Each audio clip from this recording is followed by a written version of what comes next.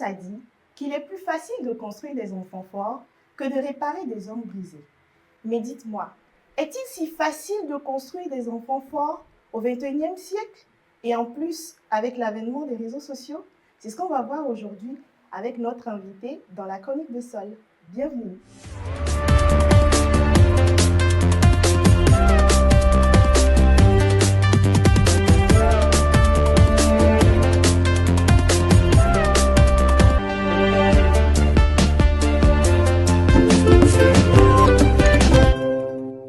Bonsoir à tous et à toutes, j'espère que vous allez bien. Vous êtes dans la chronique de Sol, votre émission préférée, votre émission qui vient de prendre possession au Togo, je dirais. Votre émission qui, comme vous savez, a pour objectif de vous donner de la joie, de la gaieté, vous permettre de réfléchir et de surtout apprendre. Alors, Dorcas, comment tu vas?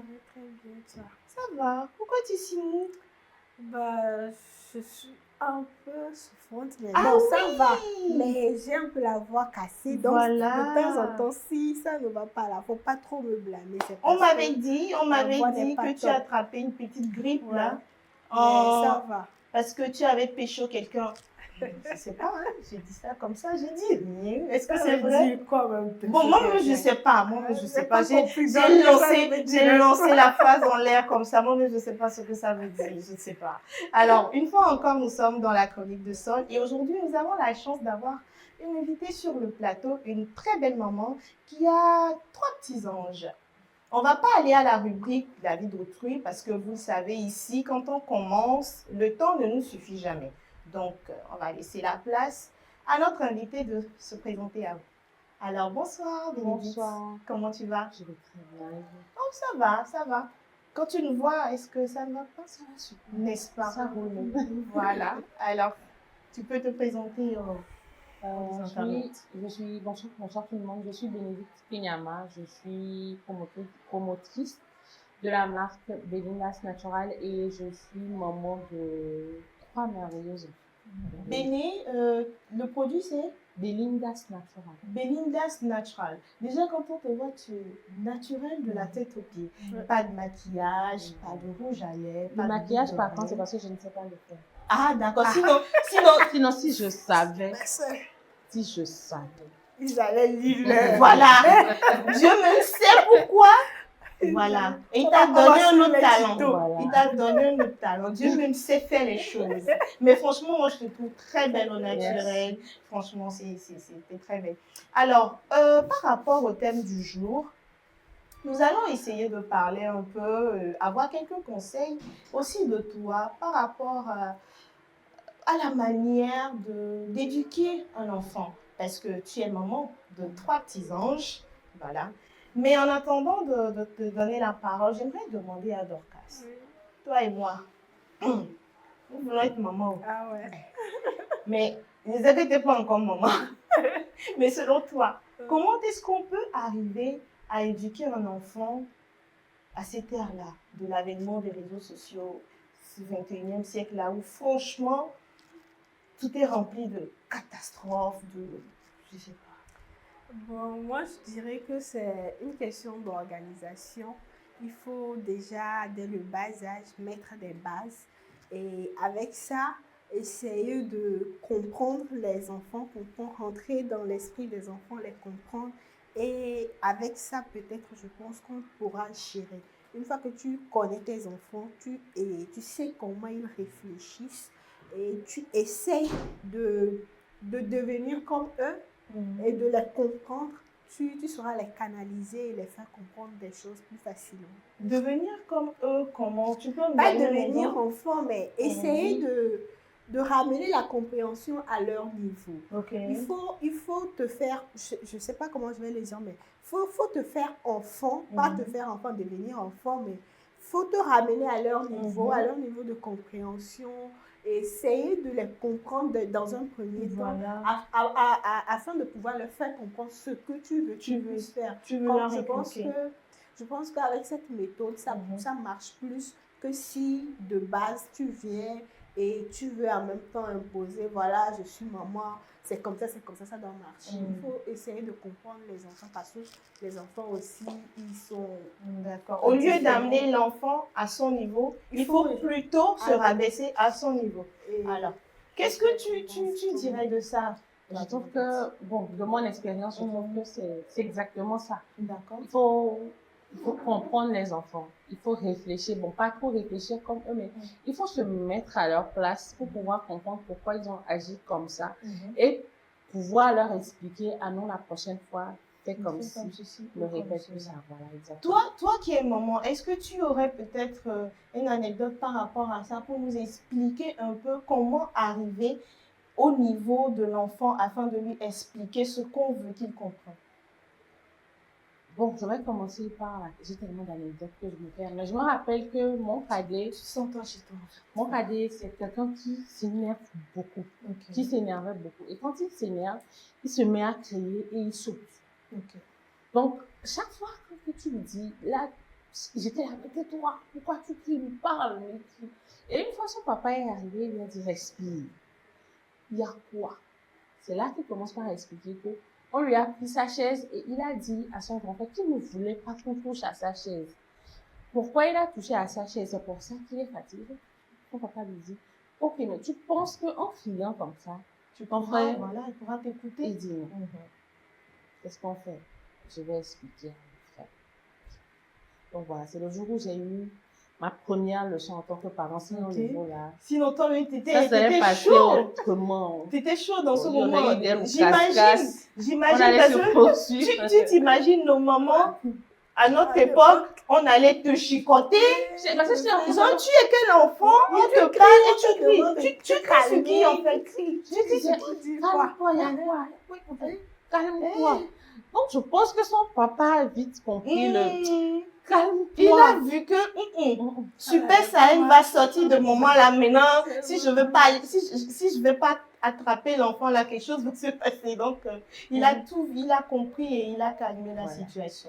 D'accord. Donc quand l'enfant crie, au lieu de s'énerver, il faudrait peut-être faire profil bas. Il faut peut-être se calmer soi-même en tant que maman et lui expliquer que cette manière de faire n'est pas la bonne. Mais en même temps, moi bon, je ne sais pas s'il faut blâmer quelqu'un, mais moi, je dirais que je comprends ces mères-là qui s'énervent quand l'enfant s'énerve. Parce que déjà, tu deviens mère. Il y a beaucoup de choses à gérer. La maison, monsieur, les enfants, la popote, le boulot, la vie professionnelle, la vie privée et tout ça. Et au moment où ma maman est surmenée et qu'elle te dit, non, tout simplement, ça ne te fera pas du bien, laisse ça. Tu commences à crier. Bon, elle va s'emporter aussi, mais... Comment vous faites en tant que maman pour essayer je sais pas, de pouvoir se canaliser? Vous faites du yoga, vous faites du sport? Je sais pas.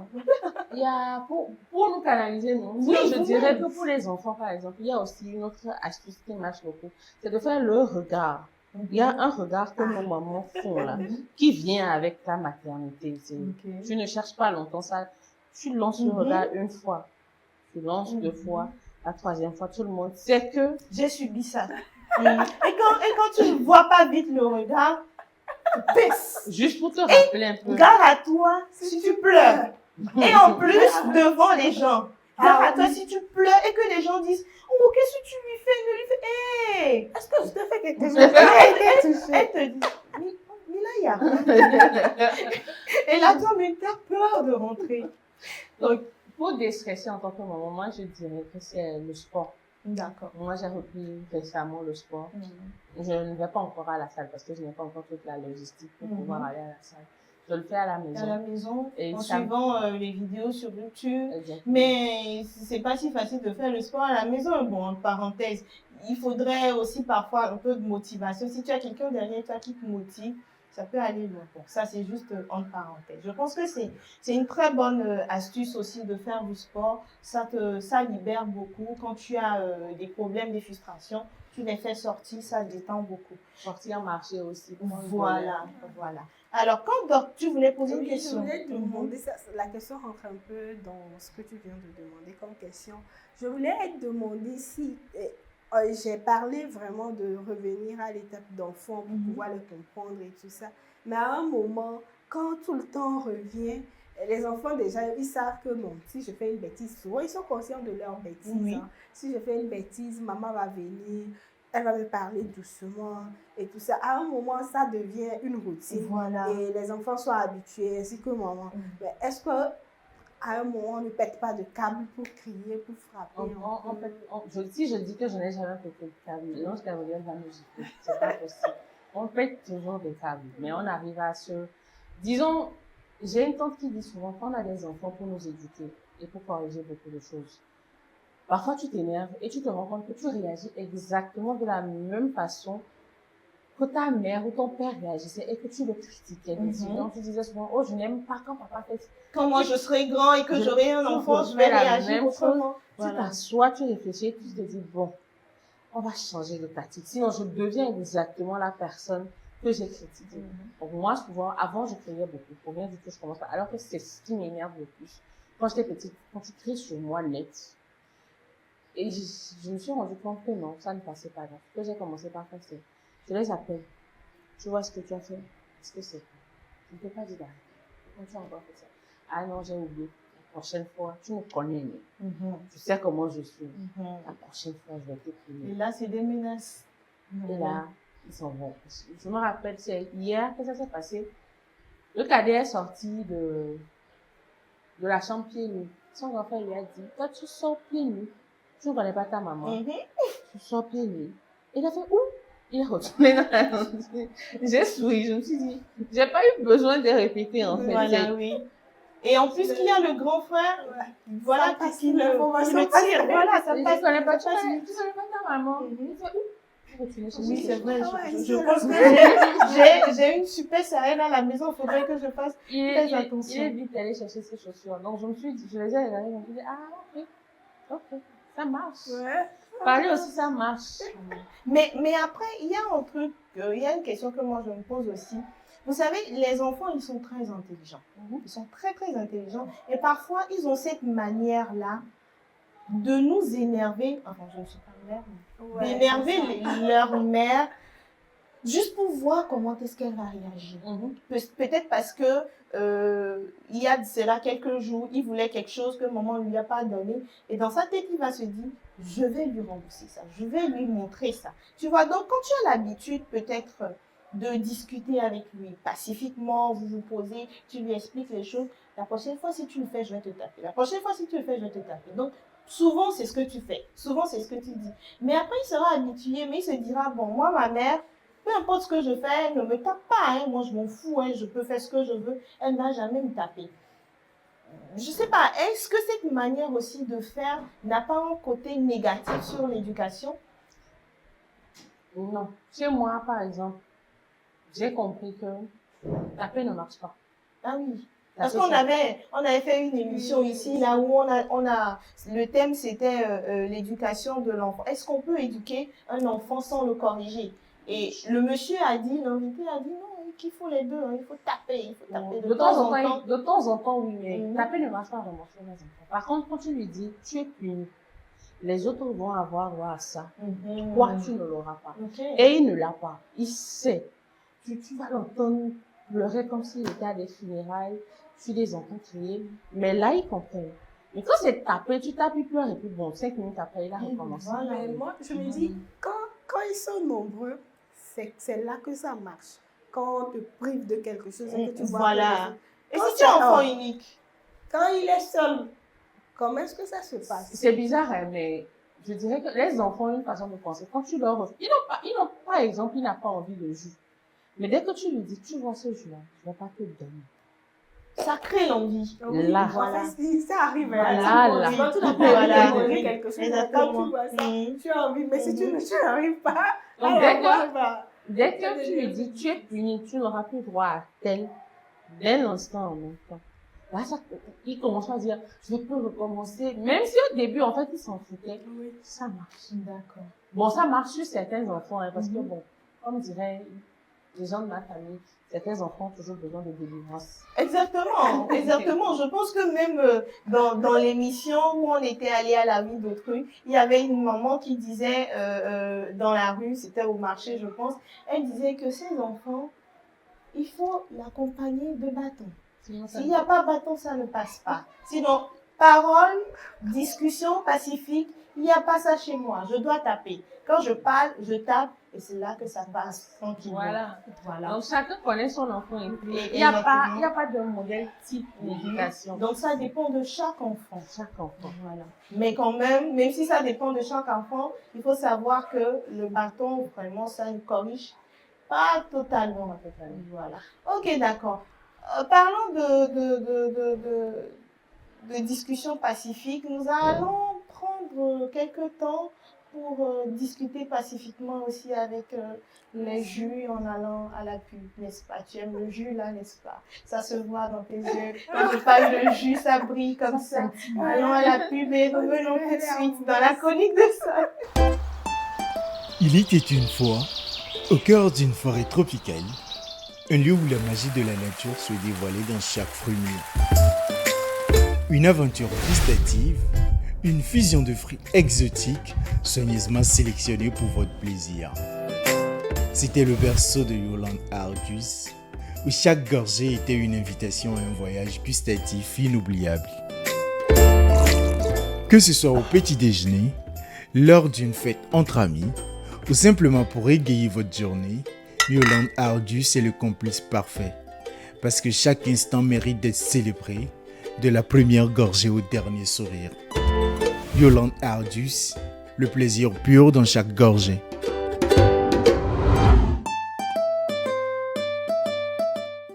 Nous sommes dans la chronique de Sol et aujourd'hui, avec notre invité du jour, nous parlons de l'éducation des enfants. Avant d'aller à la pub, nous étions en train de discuter de cette manière pacifique-là de pouvoir faire comprendre aux enfants ce que nous voulons leur dire à travers peut-être notre manière de leur inculquer le savoir ou bien de leur montrer lorsqu'ils ont fauté ou pas. Voilà. Mais avant de commencer, d'entrer dans le vif du sujet de l'émission, quand j'avais posé la question à Dorcas, elle me disait qu'il faut se rabaisser au rang de l'enfant afin de lui expliquer ce qu'on veut lui faire comprendre. J'aimerais ramener ça un peu au niveau des réseaux sociaux aujourd'hui. Parce que voilà, le 21e siècle, c'est l'avènement des réseaux sociaux. Si j'ai un enfant avec tout ce que mon enfant voit, tout le monde a des portables, des smartphones dans les mains. Un enfant, il veut tout toucher, il veut voir ce que tu vois aussi.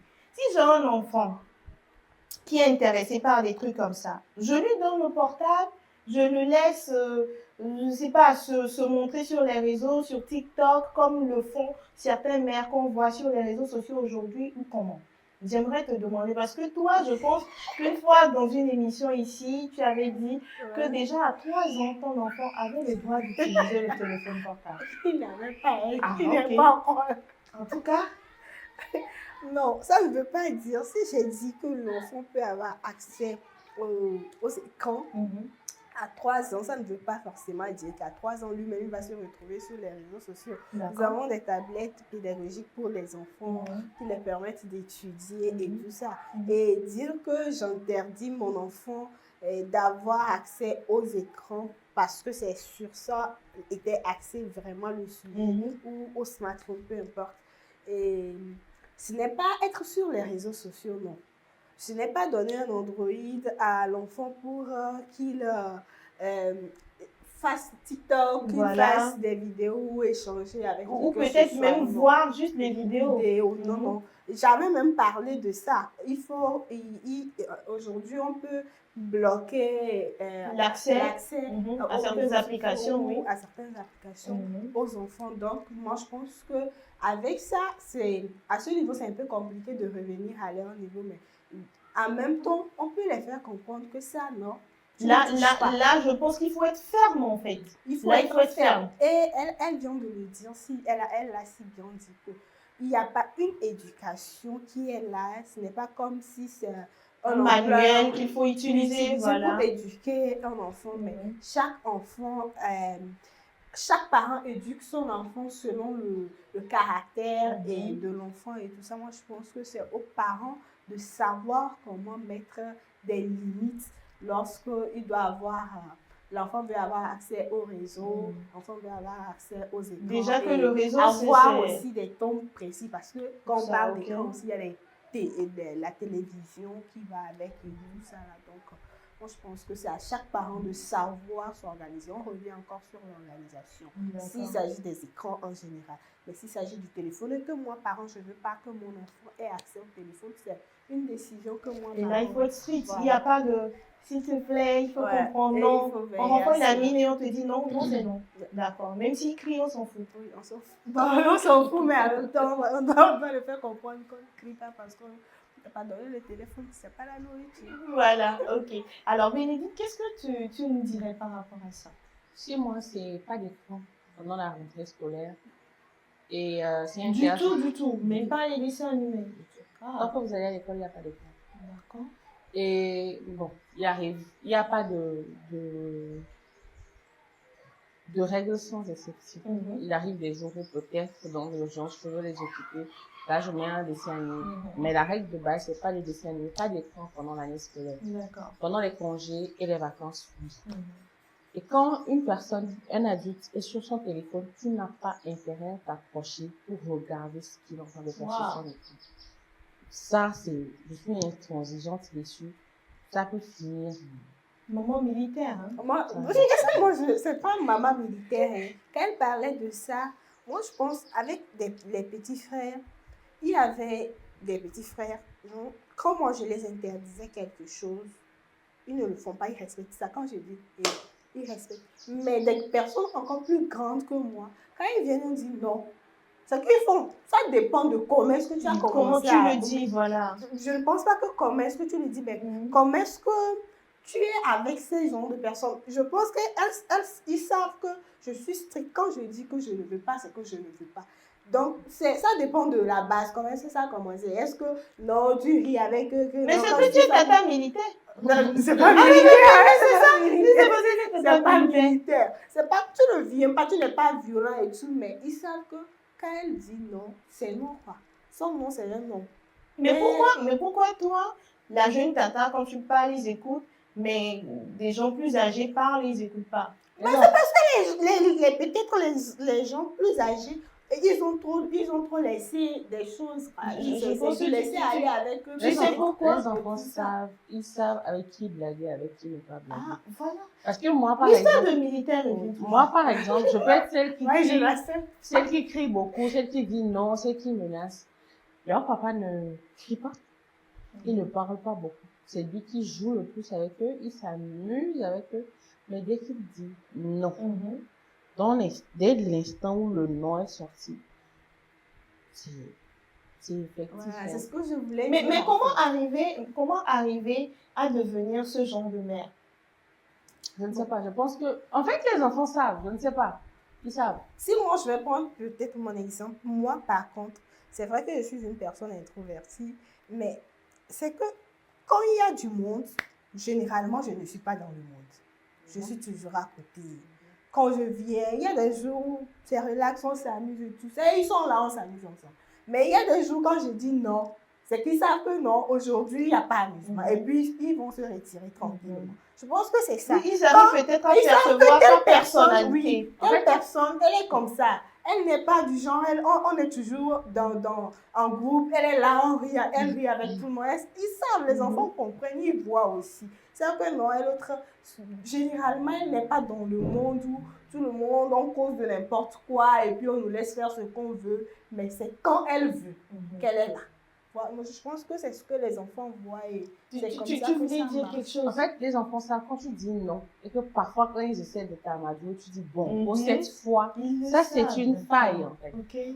Mais quand tu dis non, c'est non. La deuxième fois ils essaient, tu dis non.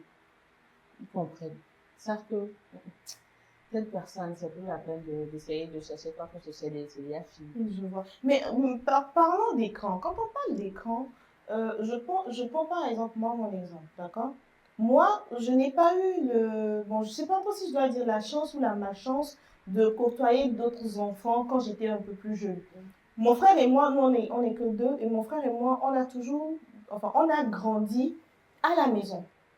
Juste à la maison. Il n'y a pas sorti à aller s'amuser. Et même quand il y a des sorties à l'école, rarement on y allait. Moi, je dirais que, en plus de l'éducation que j'ai reçue de mes parents, c'est la télé qui m'a éduquée, ce sont les livres qui m'ont éduquée, c'est l'école qui m'a éduquée. Mais dans ça, moi, j'ai appris beaucoup de choses. En regardant le journal, déjà, en regardant la télé, c'est les parents qui veillaient à ce que vous allez regarder. Ils mettaient plus l'accent sur les dessins animés, le journal, des jeux, des émissions d'enfants et tout. Et même pendant le cursus scolaire, parce que pendant le cursus scolaire, il peut y avoir peut-être attentat en France, en tout cas, il y a beaucoup de choses, il y a beaucoup d'informations qui passent. Tu vois, donc en matinée, peut-être vous pouvez regarder un peu le journal, et quand vous venez en soirée, pendant le dîner, pendant que vous mangez, vous regardez aussi un peu une émission ensemble en famille, et quand il est 20h, tout le monde rentre en chambre, vous allez apprendre et après vous vous couchez. Mais quand vous empêchez déjà, quand vous dites telle période, vous ne regardez pas, mais telle période, vous regardez, vous l'empêchez aussi de pouvoir tirer certains bénéfices pendant cette période-là. Je me dis, pour son âge, pour leur âge, je crois l'aîné n'a que 7 ans, le cadet a 5 ans. Il n'y a pas vraiment. Donc là, ça dépend de l'âge. Voilà. Alors, Dès qu'ils seront à un certain niveau, oui, obligés. Oui, déjà, quand ils iront au collège, déjà au 6e, il faut avoir, enfin, il faut développer, comment ça s'appelle déjà, son niveau de culture générale. Exactement. Donc, il faut lui permettre de pouvoir regarder un peu plus et de pouvoir s'éveiller. D'accord. Ok, maintenant, allons sur les réseaux. Alors, parlons des réseaux sociaux. Aujourd'hui, on voit quand même sur les réseaux, TikTok, qui est l'avènement le plus grand aujourd'hui. Avec TikTok, on a beaucoup d'avantages et beaucoup d'inconvénients. Ça, c'est clair. On voit des petits enfants qui font des vidéos, qui apportent des choses, mais quand même positives. Tu vois, l'enfant a un certain talent et grâce à ça, même nous, les grandes personnes, nous arrivons à apprendre d'eux. Tu vois, donc pour ces femmes-là, pour ces mamans-là, qui laissent leurs enfants avoir un compte et pouvoir alimenter leur compte à travers afin d'atteindre un certain objectif. Est-ce que ces mamans-là éduquent mal leur enfant? Non. Je dirais que, comme je l'ai dit au début, chacun éduque son enfant selon ce qui est bien, ce que la personne ce qu'elle pense être bien pour son enfant. Moi, quand je vois les contenus de maman et enfant, ça me plaît beaucoup, mais je ne suis pas prête à le faire sur les réseaux sociaux. Parce que je ne peux pas empêcher les gens de laisser certains commentaires sur mes enfants ou sur la façon dont je traite les enfants. Donc, je ne pourrais pas répondre à tout le monde, je ne pourrais pas faire comprendre certaines choses à tout le monde. Et comme je ne suis pas prête à gérer tout ça, je ne vais rien poster. Comme l'a dit quelqu'un sur les réseaux la dernière fois, elle dit, quand vous voyez la vie de quelqu'un, vous dites, Seigneur, même prière que. Mais la question qu'il faut se poser, est-ce que vous êtes prêt à faire les sacrifices que cette personne a fait pour être à ce niveau-là? Donc, il ne faut pas se lever tout le temps et dire, Seigneur, même prière que Anna ou même prière que Didier Drogba, par exemple, parce que je ne sais pas les sacrifices qu'il a fait pour être à ce niveau. Donc, quand je vois les contenus, j'aime beaucoup. Ça montre un peu le quotidien que nous avons. Et tu comprends qu'en fait, les enfants sont pareils. Ils font presque les mêmes bêtises et tout. Mais bon, moi, comme je dis souvent, j'apprécie.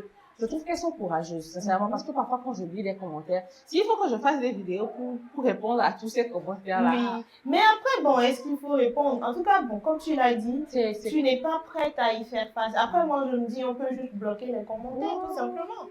Et les gens vont jusqu'à vouloir te filmer ou filmer ton enfant quelque part et laisser montrer voilà, et là ils savent là où quel établissement fréquente ton enfant, il suit ta vie et tout ça. D'accord. Et ça a été facile quand même de faire comprendre ça à ton enfant? Parce que c'est un peu difficile, hein, tout le temps, toi tu es sur le portable et tu souris, tu regardes, ou tu te filmes, tu fais des trucs. Et tu ne permets même pas de te regarder. Par exemple, je me rappelle, une fois, je suis en train de faire un TikTok, et c'était à propos de mon aîné. Une histoire de carte d'invitation, d'anniversaire, un truc comme ça. Et il a répondu. Et quand j'ai fini de poster, il m'a dit, tu ne m'as pas filmé. J'ai dit, non, je ne voulais pas te filmer. Il m'a dit, fois. J'ai dit, tu n'es pas encore prêt. Je trouve que tu n'es pas encore prêt. Quand tu seras assez grand pour avoir ton propre téléphone, tu pourras filmer ce que tu veux, répondre à qui tu veux, comme tu veux. Tu pourras te défendre tout seul. Je ne vais pas me défendre et venir te défendre encore. Et il a dit à son petit frère, quand ils seront grands, ils auront leur propre téléphone, ils pourront dormir comme ils veulent, aller à l'école s'ils veulent. Que bientôt ils auront le bac et tout ça, ça va finir. De toutes les façons, il faut avoir le bac d'abord. Mais pour toi, grandir, être grand, c'est quel âge déjà? Être grand, normalement, c'est à partir de 13 ans. 13 ans. Normalement, pour leur expliquer certaines choses, leur expliquer. Mais je suis encore un peu de la haute school, donc je dirais jusqu'à 17 ans. D'accord. C'est moi. En plus, bon, avec le temps, ça peut aussi changer. Hein. Voilà. Tu peux augmenter comme diminuer, on ne sait jamais. Voilà. Ça dépend de la façon dont le monde évolue. Leur papa qui disait avant, oh non, mais je vais leur acheter un téléphone plus tôt. Aujourd'hui, ces enfants sont là. Quand tu ramènes le sujet du téléphone à qui? Pourquoi? S'il y a quelque chose à dire, ils vont me dire, je reste. Ou même si je leur achète un téléphone, ça sera juste pour faire un message et dire allô. C'est tout. Alors, comme tu as quelque chose à dire, parce que nous sommes presque à la fin. Non, oui, tu peux faire vite. Oui. Moi, parlons des réseaux sociaux, oui, on est d'accord, mais quand elle dit pas d'écran pendant le cursus scolaire, comment est-ce qu'on arrive à occuper ces enfants puisqu'il n'y a pas d'écran?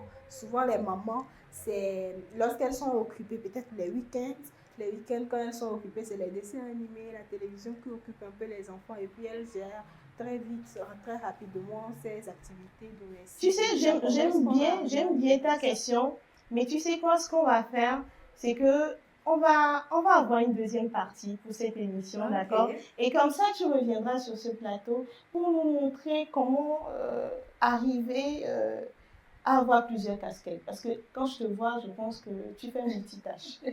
Alors, nous sommes presque à la fin, mais je ne sais pas si on t'avait dit, il est de coutume sur ce plateau, lorsque quelqu'un vient pour la première fois, il y a un petit jeu. On t'a briefé ça, n'est-ce pas?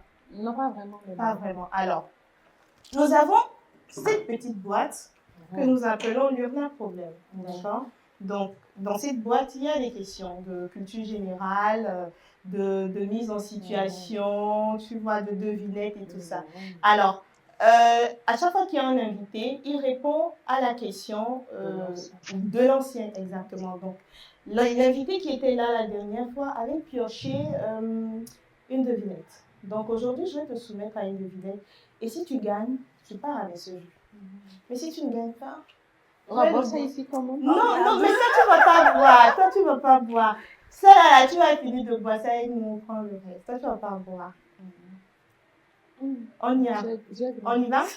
Alors, devinette. Je suis... Qu'est-ce que je vais te dire? Je choisis... Alors, je suis un nom féminin. D'accord? Je suis un nom féminin. Je tombe par saison, mais je ne me relève jamais. Qui suis-je? Waouh! Ah ouais. Elle est très intelligente en plus! Oh! Toi, si tu as vite compris. Oh, elles sont toutes intelligentes sur ce plateau. Nous sommes à la fin de cette émission et comme vous l'aurez remarqué, il n'y a pas de manuel strict, il n'y a pas de méthode préétablie pour pouvoir éduquer un enfant. Il faut éduquer l'enfant compte tenu de sa personnalité et aussi de vos aspirations et aussi de la façon dont ou de l'homme ou de la femme que vous aimeriez que votre enfant devienne. Nous sommes à la fin de la chronique de Sol et si vous avez des commentaires, je vous en prie, ne vous retenez pas de les écrire. Écrivez dans les commentaires, posez des questions aussi si vous en avez et suivez-nous sur WhatsApp, non pas WhatsApp, suivez-nous sur YouTube, TikTok et Facebook. À la prochaine avec notre même invité, ne ratez pas. Au revoir.